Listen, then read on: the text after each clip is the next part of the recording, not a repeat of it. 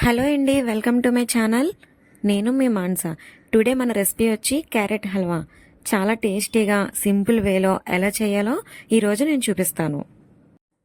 Carrot halwa చేయాలి అంటే చాలా కష్టంగా ఫీల్ అవుతారు.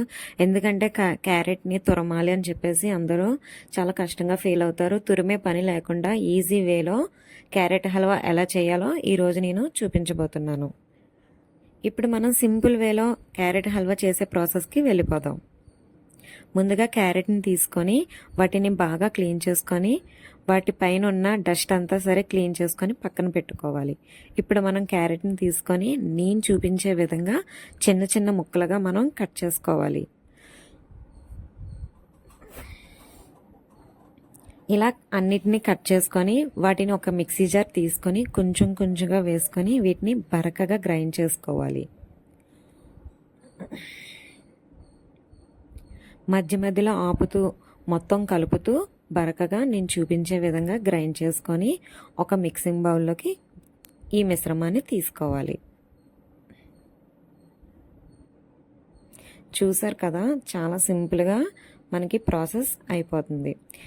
ఇలాగే మిగతా వాటిని కూడా వేసుకొని బరకగా గ్రైండ్ చేసుకోవాలి.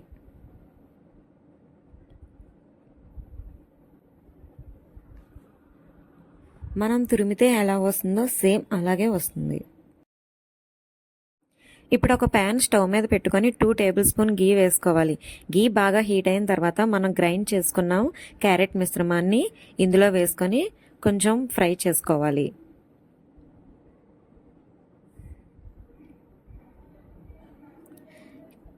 క్యారెట్ పచ్చివాసన పోయే వరకు సిమ్లో పెట్టుకొని లేదా మీడియం ఫ్లేమ్లో పెట్టుకొని మనం దీన్ని బాగా ఫ్రై చేసుకోవాలి.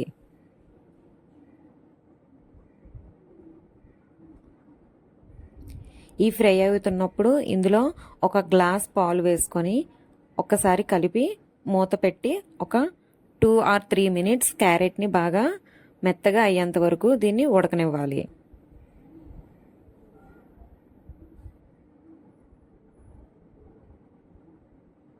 ఇలా చేయడంతో మనకి క్యారెట్ అన్నది మనకి గ్రైండ్ చేసేటప్పుడు కొంచెం కొంచెం పెద్ద పెద్ద చిన్న చిన్న ముక్కలు ఉన్నా సరే అది మనకి బాగా ఉడికి మెత్తగా అవుతుంది. చూస్తున్నారు కదా, ఈ కన్సిస్టెన్సీ వచ్చే వరకు మనం దీన్ని పాలు వేసి ఉడకనివ్వాలి.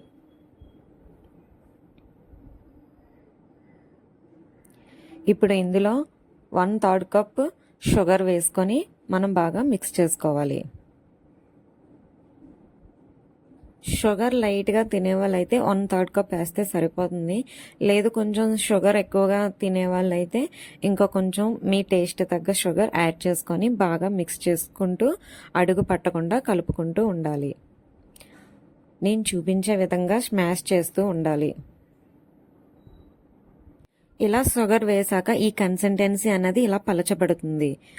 ఇలా 2 minutesకి ఒకసారి మనం కలుపుకుంటూ ఉండాలి. ఇందులో వాటర్ అంతా కూడా ఇంకిపోయి ఉండాలి. అప్పటి వరకు మనకు ఒక 20 minutes పడుతుంది. అప్పటి వరకు దీన్ని కలుపుకుంటూ ఉండాలి. ఇలా మిక్స్ చేస్తూ ఉండగా మనకి హల్వా అన్నది కొంచెం దగ్గర పడుతుంది. చూసారు కదా, ఈ కన్సిస్టెన్సీ వచ్చిన తర్వాత ఇందులో మనకి అసలు పాలు కోవా యాడ్ చేస్తారు. నా దగ్గర కోవా లేదు, సో నేను కొంచెం మిల్క్ని యాడ్ చేస్తున్నాను. ఒకవేళ నేను మిల్క్ యాడ్ చేసే ప్లేస్లో మీ దగ్గర మిల్క్ పౌడర్ ఉన్నా కూడా యాడ్ చేయొచ్చు, కోవా ఉన్నా సరే యాడ్ చేయొచ్చు. ఒక్కసారి పాలు వేసిన తర్వాత ఒకసారి బాగా కలిపి మూత పెట్టి దీన్ని ఇంకొక 5 or 10 minutes బాగా బాయిల్ అవ్వనివ్వాలి. చూసారు కదా, మనకి కొంచెం బాయిల్ అయిన తర్వాత ఈ కన్సిస్టెన్సీ వస్తుంది. మనకి హల్వా అన్నది ప్యాన్ నుంచి కొంచెం విడిపోయేంత వరకు కూడా మనం దీన్ని కలుపుకుంటూ మిక్స్ చేసుకుంటూ ఉండాలి. ఆ తర్వాత మన దగ్గర ఉన్న డ్రై ఫ్రూట్స్ యాడ్ చేసుకోవాలి. నేతిలో వేయించి అన్న యాడ్ చేయొచ్చు, లేకపోతే ఇలాగా ఇందులో కలిపేసి యాడ్ చేయొచ్చు. చూసారు కదా, మన హల్వా అన్నది రెడీ అయిపోయింది. ప్యాన్ నుంచి సెపరేట్ అవుతుంది. ఈ టైంలోనే మనం దించుకొని ఒక ప్లేట్లోకి తీసుకోవాలి. అంతేనండి, చాలా సింపుల్ వేలో టేస్టీగా క్యారెట్ హల్వా మనకి రెడీ అయిపోయింది. మీరు కూడా ట్రై చేసి నాకు కామెంట్లో షేర్ చేయండి. మరిన్ని కొత్త వీడియోస్ కోసం నా ఛానల్ని సబ్స్క్రైబ్ చేసుకోండి. Thank you for watching.